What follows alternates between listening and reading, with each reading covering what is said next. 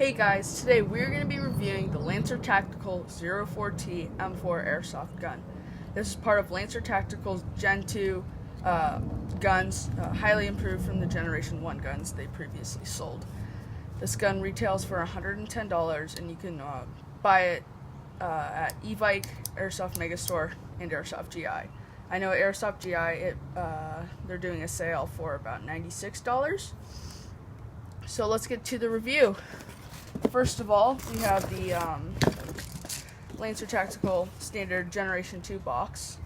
Nothing special here. And then on the flip side, there is some just products, and then follow us on social media.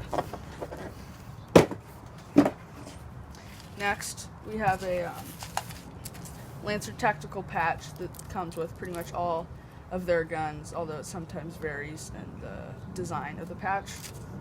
We have a 9.6 volt battery and a smart charger. Now this is one of the things I really liked about this gun, the fact that it came with a battery and you didn't have to go pick a $50 battery up from eBike or somewhere else. And it also came with a pretty decent smart charger. This isn't going to be like high-end stuff, but when the light turns green, you know your battery's charged. When it's red, that means it's charging. So if we set that aside, now we have the actual gun and the magazines come for it. This is the tan version. You can purchase it in black too. And I think we're going to start from the front of the gun. Actually, no, we're going to start with the magazine first and then go through the gun starting with the front. So the magazine is just your standard high cap magazine. It's full metal, by the way, so that's a really nice plus. Here's the BB reservoir. Holds about 320 rounds. Get that closed. Yeah, it snaps open pretty nice. And then you just wind it right here to load your BBs. Now starting at the front of the gun, there is the standard Birdcage flash hider, or the orange flash hider that's required on all guns. The barrel is threaded in here, so you can put a suppressor or mock silencer or something like that. There's a pin right here which you can see, and you have to knock that out and then unthread it. There may be some glue. I don't want to take mine off. I've never tried. Then we move into the barrel. This is a metal barrel, and the inner barrel is also metal. It's a 6.03 type bore barrel, which is a very good part for such a inexpensive gun, I should say.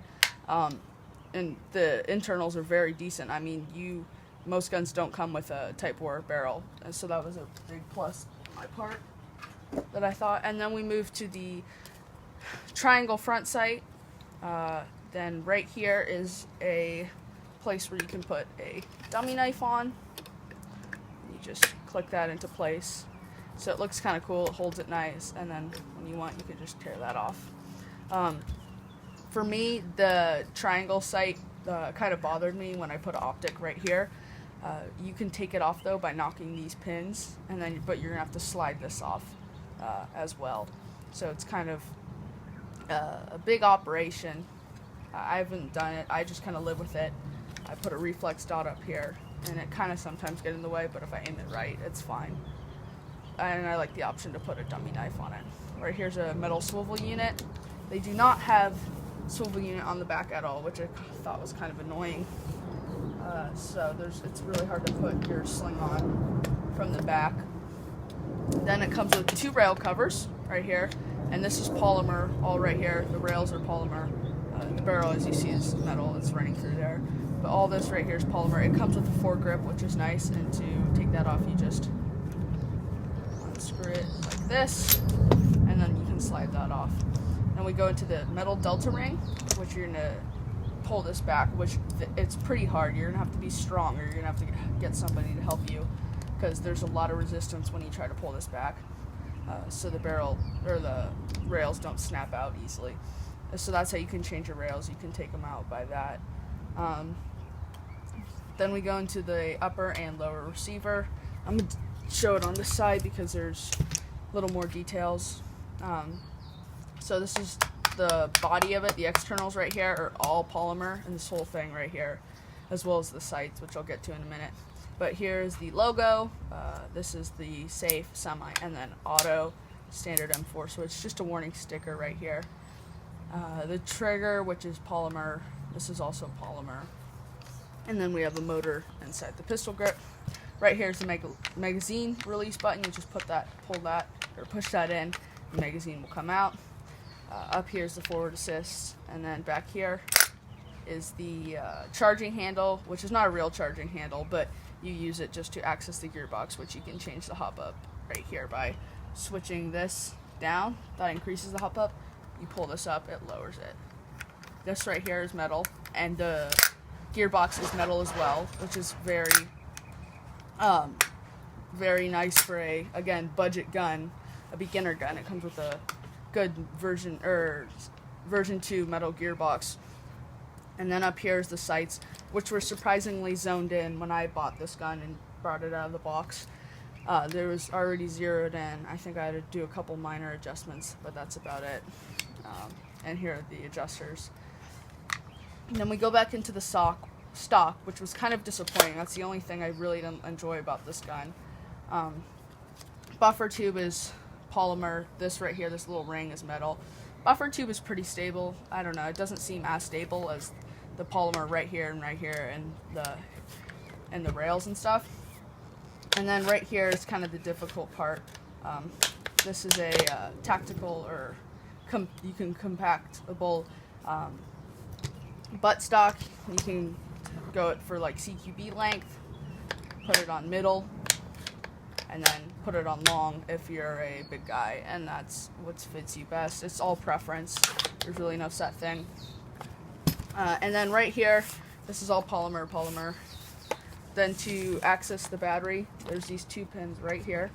You press those in, slide this compartment out, and then here's the Tamiya and the wire to connect the battery. It is pretty hard to put the battery in, especially if you have it all the way, the stock all the way compacted and closed in. It's going to be really hard because, well, it's easy to slide the battery in and then connect it, but it's hard to, just 1 second. Oh, my bad. It's very hard to put the wires in. You can see mine are bended and kind of worn out. So unless it makes it easier if you slide it back here, and then you can shove the wires down and stuff. But there isn't a lot of room, which is kind of annoying for the battery compartment. And then you just put this little pin, slide it up in here. You want to press down on these little tabs right here on either side. They're on either side. So you kind of want to push that down or loosen it up a little bit. Push that down, make sure they're on even, so they're both in there, and then you just slap that. And that's the gun. So these are the basics, internals and externals of the gun. And then here's everything it comes with. All in all, a very good deal, especially if you're a beginner and looking to get into airsoft. So let's see how this gun will do on the shooting test, which will start now. Now we're going to do a shooting test on the rifle. Online at like Airsoft GI and Megastore and stuff, they say this gun shoots around 375 to 395 FPS. I know my gun probably shoots around never lower than 380. So yeah, the shooting test is gonna be 2 parts. One is the damage test, which we're gonna put this gun up to a watermelon and I think a plate and see how it goes.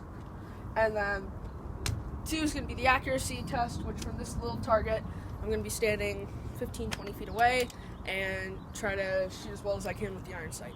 Right now the gun is up and running, as you can see. And we're gonna first test it against these pieces of watermelon.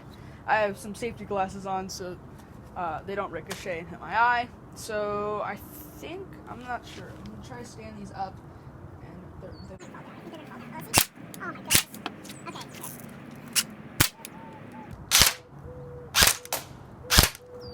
okay. Oh my. Okay, just 1 second. Let me see if I can do this full auto.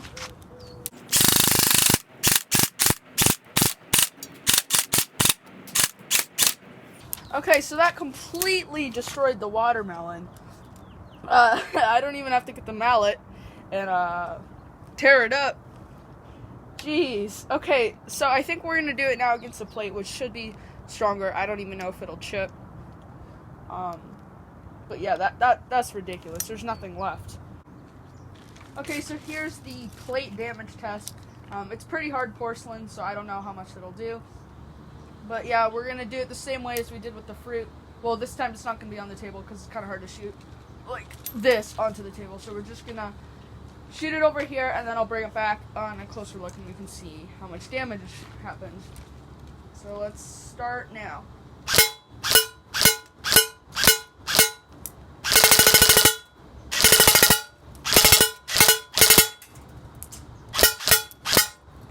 Okay, I think that's enough. Okay, so this time the rifle really didn't do much at all. I mean, I sprayed it quite a bit, much more than the watermelon, which you can see is still on the table. But I don't know if you guys can see this, but there's some scuff marks. That's all the BB did to it. Yeah, so there's a bunch right here. But otherwise than that, it's pretty much impervious. I think we need to finish the job, though. So, let's do it.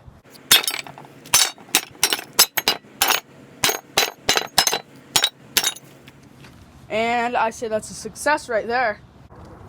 Now we're going to do the accuracy test. I'm right now about 15, 17 feet away. And we're going to see how close we can get with just the standard iron sight.